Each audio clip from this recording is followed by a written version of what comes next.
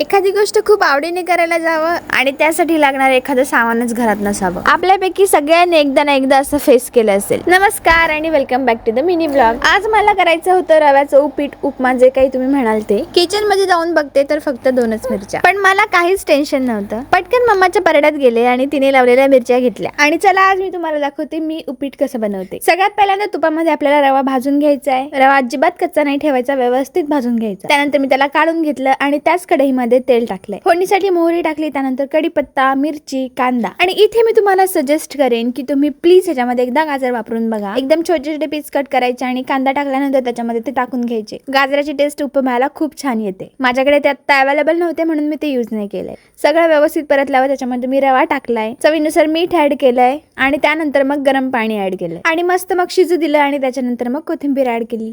झालं उपीट रेडी. खरं सांगते गाजर टाकलेलं उपीट खूप छान लागतं, एकदा ट्राय करा. त्यानंतर मग आम्ही नाश्ता मस्त करून घेतला आणि थोड्या वेळाने बाहेर थोडं थोडं ऊन पडायला लागलं. म्हटलं मग आपण कपडे वाळत घालूयात आणि त्याच्यानंतर मग मी ही मलाई पण काढून घेतली. व्हिडिओ आवडत असेल तर प्लीज लाईक, कमेंट करा आणि सबस्क्राईब आणि फॉलो सुद्धा करा. भेटूया नेक्स्ट व्हिडिओमध्ये. बाय.